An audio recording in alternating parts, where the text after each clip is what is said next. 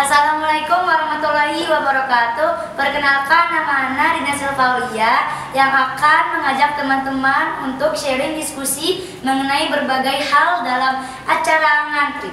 Apa sih ngantri itu? Ngobrol santai bareng santri. Oke, dikarenakan di pondok kita tercinta ini sudah melaksanakan ujian. Nah, jadi kita tuh ingin berbagi tips-tips menarik untuk teman-teman yang di rumah. Oke, sebelum kita lanjut ke topik, jangan lupa like video ini yang insya Allah banyak cerita-cerita seru dari para santri. Nah, jangan lupa subscribe juga ya. Gampang kok, subscribe itu tinggal klik yang tombol warna merah itu, terus langsung aktifkan notification-nya. Jangan lupa share juga ya dan komentar, karena komentar dari kalian insya Allah memotivasi untuk kita. Oke, langsung saja kita perkenalkan narasumber kita yang katanya dia sangat cepat gitu nangkep pelajarannya, pinter, multitalenta, berbagai hal dalam bidang olahraga, bidang ilmu pengetahuan. Oke, langsung aja ya kita perkenalkan Siti Dwi Ririn Ariyanti. Assalamualaikum. Oke, Ririn. Kaifaluki Ririn? Alhamdulillah khair wa kaifalukum. Alhamdulillah dan nabil khair. Ririn, kalau boleh tahu nih ya, tinggal Ririn di mana sih? Ana tinggal di kota Serang, Kak. Oh, Serang ya. Serang itu kan luas tuh. Serangnya di mananya? Di kota Serang yang pada dekat alun-alun. Oh, alun-alun berarti Ririn sering nongkrong dong di alun-alun. Enggak, Kak. Ana tuh seringnya jogging ke alun-alun. Jogging itu setiap hari apa? Terus sama siapa gitu? Setiap hari Minggu sama teman-teman. Itu diajak atau Ririn yang ngajak? Kadang sih diajak, kadang juga yang ngajak. Kalau rumah kakak di mana? Rumahnya di Cilegon. Kan Cilegon sama Serang tuh agak deket gitu ya, 2 jam atau setengah jam gitu. Nah, oke. Langsung aja Ririn ya. Ririn itu di rumah itu berapa orang gitu? Berapa bersaudara? Ada 2 bersaudara, Kak. Berarti kalau di rumah itu ada 4 ya? Mama, papa, Ririn sama adik. Iya. Sepi dong? Iya sepi, Kak. Apalagi sekarang Ana udah mondok. Masih ada Ana sendirian. Nah, adiknya itu tuh cewek atau cowok? Cewek. Cewek. Terus gimana rasanya kalau punya adik cewek? Soalnya Ana itu gak punya adik cewek, adik Ana itu dua-duanya cowok. Kalau punya adik cewek tuh rasanya tuh agak sedikit senang, agak sedikit sedih juga. Kalau senangnya itu apa-apa tuh pasti kita barengan gitu, karena namanya cewek-cewek ya pasti hobinya, kesukaannya itu sama gitu. Tapi kalau masalahnya tuh suka rebutan gitu, apa-apa tuh pasti ada tuh pengennya yang punya kakaknya gitu. Oh ya gitu ya, seru juga ya punya adik cewek, pengen tahu mah. Ya langsung aja.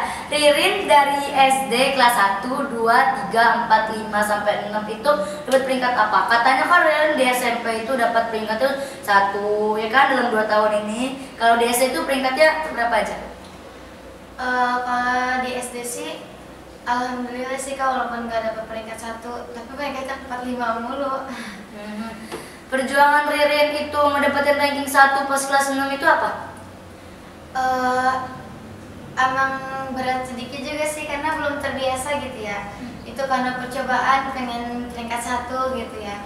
Jadi apa sih namanya, awal-awal tuh ada yang ngelakuin tuh berat gitu ya. Ih berat banget sih, mau jadi peringkat 1 tuh kesel juga gitu, pengen nangis juga. Karena gak pernah gitu ya ngelakuin apa yang peringkat 1 lakuin gitu ya.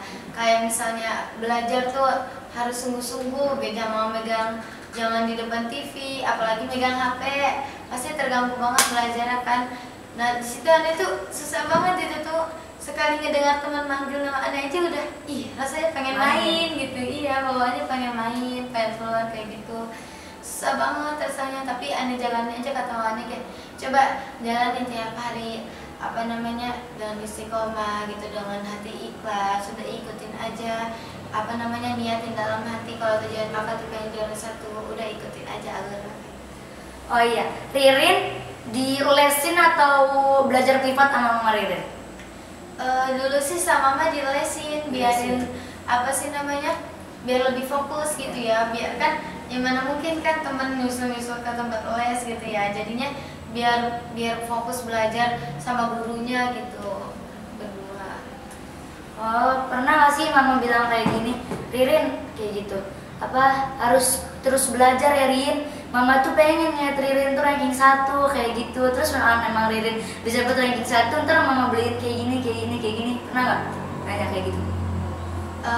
Kalau apa namanya, kalau untuk mendapatkan ranking 1 sih pernah, tapi kalau beliin apa-apa tuh nggak pernah Kak. Soalnya kenapa, kata Umi, Aka ayo Kak belajar terus, nanti apa namanya pasti Aka bisa kok peringkat 1. Semangatin ya? Iya, semangatin terus sama mama, walaupun ya Ane tuh tetap aja gitu, iya tetap jawabannya begitu dulu, tapi mama terus aja nggak patah semangatin. Ayo kok belajar terus, pasti Aka bisa kok peringkat 1. Iya mah iya, terus belajar Aka semangat tetap.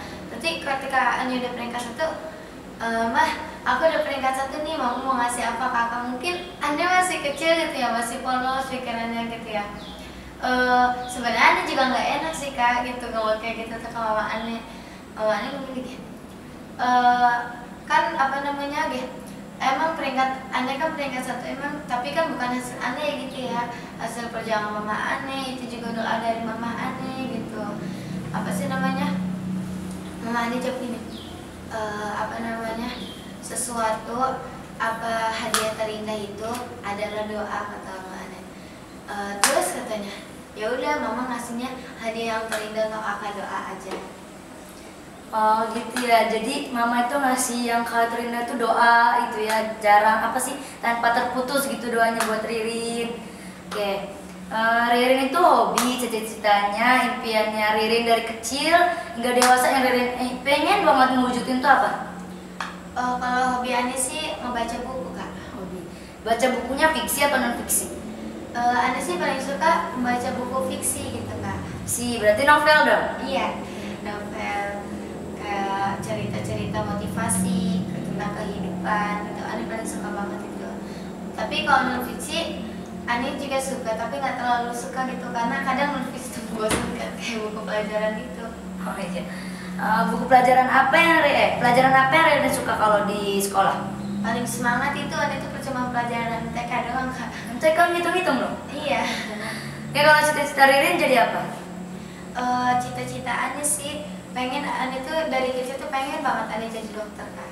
Dokter, apa alasan Ririn mau jadi dokter? Karena dokter itu apa namanya, berwibawa banget gitu, dia tuh kayak pahlawan masyarakat tuh, ketika masyarakat membutuhkan pasti dia tuh ada gitu nolongin, ketika ada yang sakit pasti dia obatin gitu tuh.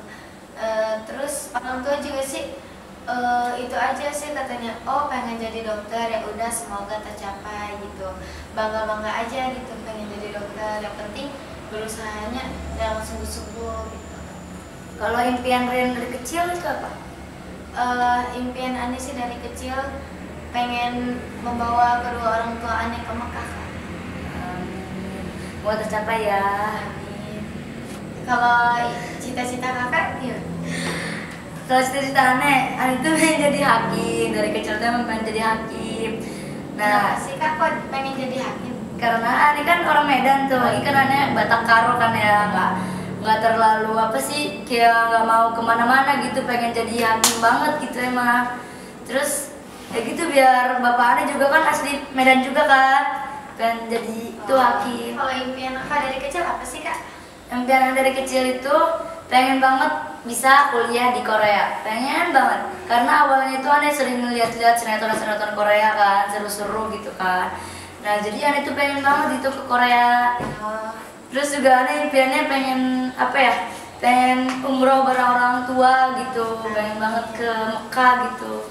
Dengan hasil jeripaya Ane sendiri. Amin, semoga tercapai ya kak. Amin. Oke, langsung aja ya, ini pengen banget nanya sama ente. Awalnya kan ente tuh SD. SD-nya pasti SD luar kan, nggak madrasah ibtidaiyah gitu kan, nggak MI. Nah, ente tuh kalau misalkan apa sih perbedaannya sekolah luar sama sekolah pesantren gitu yang benar-benar ketat banget gitu peraturannya? Oh, bedanya sekolah di luar sama sekolah di pesantren tuh beda jauh banget emang kak. Apalagi tentang kebersamaannya gitu ya. Kalau di sekolah luar itu biasa lah ya, paling kayak milih-milih teman gitu. Jadi yang pintar sama yang pintar, yang biasa mah biasa aja gitu. Jadi nggak saling melengkapi gitu. Harusnya mereka tuh yang pintar tuh menemani yang biasa aja gitu, biar mengajari gitu, memberi, menambah ilmu gitu, supaya apa? Supaya yang biasa ini bisa menjadi lebih pintar gitu, seperti mereka juga. Nah, apa kalau di pesantren ini, kalau di dalam nih ya, di pesantren ini beda banget. Kalau di sini apa aja gitu, jadinya mau sama siapa aja, mau kaya, mau miskin, mau gimana aja orangnya tetap ditemani, tetap bersama-sama. Karena apa? Karena kita satu atap. Kapan kita juga sholat di satu masjid, mandi di satu hamam gitu, tobur ya. Jadi apa namanya, kebersamaannya ketat banget gitu. Jadi seru juga kalau di pesantren tuh, apalagi kalau kerja kelompoknya. Ririn, pengalaman berkesan Ririn dari terharunya Ririn, dari pengalaman lucu, pengalaman bahagia Ririn, itu apa aja yang udah Ririn dapetin selama 2 tahun di pondok? Kalau pengalaman terharu aneh sih ketika ketika kita gitu gak punya uang, atau kita lagi gak punya makanan gitu, datang teman kita, Kak, jajan yuk ente ke kantin, katanya. Enggak, ini mah lagi gak punya pulus gitu. Nggak apa-apa nih, ane lagi punya pulus nih, kita jajan yuk bareng-bareng, kayak gitu. Terharu banget jadi ya. Ya ampun, apa namanya, padahal temen gitu, tapi baik banget gitu ya, kayak udah nganggap saudara sendiri gitu ke kita. Kalau Pengalaman terharu apa? pengalaman terkesan ya, pengalaman terkesan aneh tuh ketika lagi makan bareng-bareng, ketika lagi dihitungin, kayak gitu tuh terkesan banget ya. Apa sih namanya, kan di rumah tuh kalau sholat tuh ya nggak pernah dihitungin gitu ya. Ketika di sini, ketika mantu solihah jatuh masjid gitu dihitungin, lucu juga gitu ngeliatnya ya, lari-larian sampai sendal lupa dipakai, diteng-teng gitu. Nanti ketika di sana ditanyain kenapa sendalnya nggak dipakai, dihukum juga gitu, lucu gitu ya. Oh iya, Ririn pernah nggak sih ngerasa nggak betah gitu di pondok? Mager lagi gitu loh, di pondok tuh bosan kayak gini dimarahin mulu. Pernah nggak rasanya pengen pindah gitu? Kalau itu sih pernah, memang di setiap orang pasti pernah ya. Teman-teman juga pernah ngerasain kayak gitu kan, kalian yang mondok, apa namanya, rasa pengen pindah tuh pasti ada aja gitu. Kehilafan tuh ya datang dari syaitan namanya juga ya. Kalau ketika kita imannya lagi menipis, pasti ketika masalah sedikit pun udah ngeluh gitu, udah pengen ya Allah, rasanya pengen pindah banget gitu, nggak betah di sini. Apa namanya, nggak jemput ke ini ke apa namanya, sampai nelfon orang tua gitu, sampai minta pindah, sampai aku nggak betah nih, ani nggak betah nih mah di sini, tolong jemput ani sih mah pulang. Pasti itu tuh cuman kehilafan kita doang. Rasa kayak gitu tuh datang-datangnya mungkin ketika ada masalah atau ketika kena pelanggaran gitu, pasti ada aja rasa pengen pindah. Ya Allah, ngerasanya aneh di sini tuh melanggar mulu gitu, pengen pindah, nggak betah, segala apa-apa yang aneh lakuin pasti langgaran mulu gitu. Beda banget sama yang di rumah gitu, karena kalian belum terbiasa sama yang di pondok gitu. Karena yang di pondok kan lebih banget ya, lebih ketat banget daripada di rumah. Kalian sholat aja kan di rumah mah nggak teratur gitu, kalau di pondok kan teratur gitu. Apa namanya, sholatnya, sekolahnya, makannya, pokoknya semuanya teratur kalau di pondok. Pokoknya enak deh kalau di pondok. Oke Ririn, teman-teman di rumah pengen tahu nih tips-tips Ririn saat belajar. Nah Ririn kasih tahu ke teman-teman supaya teman-teman bisa kayak Ririn gitu, peringkat 1, bisa ngebanggain orang tua. Ririn pasti punya dong tips-tips khususnya. Nah Ririn kasih tahu, sharing-sharing ke teman-teman. Teman-teman, sebenarnya tips-tips itu nggak susah-susah banget ya, cukup istiqomahin aja. Insya Allah kalian bisa kok istiqomah dengan tips ini, karena tipsnya mudah kok. Tips yang pertama, jadi kalian itu sesuai tipe masing-masing. Tipe kalian tuh seperti apa sih? Kalian tuh harus tahu ya. Jadi tipe kalian tuh, apa kalian bisa belajar di keramaian, atau kalian hanya bisa belajar di kesunyian gitu, hanya harus sendiri gitu belajarnya, nggak boleh ada bisik-bisik atau berisik apapun gitu. Nah, atau kalian bisanya ngapalnya dengan suara keras atau ngapal dengan suara dalam hati gitu. Itu sesuai tipe kalian masing-masing. Yang kedua, sering-sering baca buku sebelum ujian. Jadi ujian itu belajar itu bukan untuk ujian teman-teman, tapi ujian itu untuk belajar. Jadi beda makna ya belajar untuk ujian sama ujian untuk belajar. Kalau belajar untuk ujian, kalian ketika belajar itu ketika ujian aja. Tapi kalau ujian untuk belajar, berarti ketika kalian ujian untuk kalian belajar gitu dari ujian kalian.